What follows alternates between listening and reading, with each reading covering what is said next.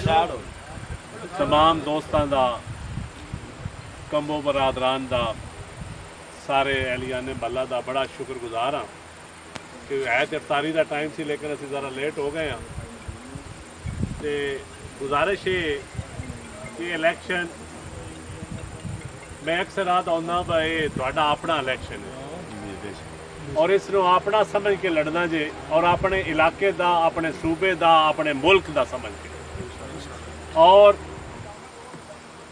जिस जमात नाल साडा मुकाबला है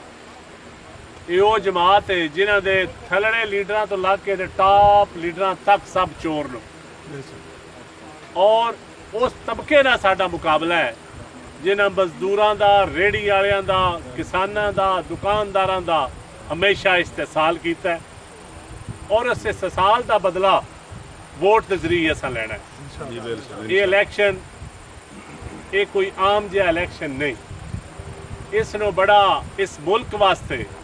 एक तब्दीली का इलैक्शन है और असी बहुत सारे लोगों अगे आजमा चुके बहुत सारिया चीज़ा, लेकिन ये मुल्क इस टाइम जितने मसाइल तो गिरे है मैं समझदा कि एक बारी खान साहब को भी मौका देना चाहिए और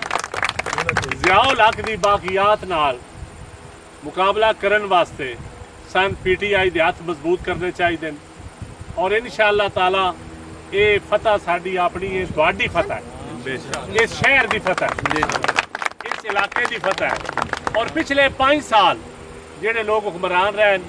उन्होंने कारकर्दगी भी तुहाडे सामने ते कारकर्दगी जरा नाप तोल के फैसला करे। अगर कारकर्दगी उन्होंने बेहतर है तो मैं अक्सर आदा होंदा कि फिर मैं हकदार नहीं हाँ। अगर कारकर्दगी साढ़े दौर की बेहतर रही है जिथे मैं रहा अगे 5 साल तो फिर मेहरबानी करिया जे और अल्लाह की मेहरबानी नाल ना अगे इस इलाके में मायूस किया है ना आइंदा करांगे। शरीफ लोगों नाल, मजदूरों नाल, किसानों नाल, दिहाड़ी करन वालियां नाल, माड़े तबके नाल ही साडा तल्लक है और उस तबके नाल ही प्यार मुहब्बत है और उस तबके के सिर ते इंशाअल्लाह ताला मौला ने फिर इज्जत देनी है और इज्जत तुहाडी अपनी है। पाकिस्तान जिंदाबाद।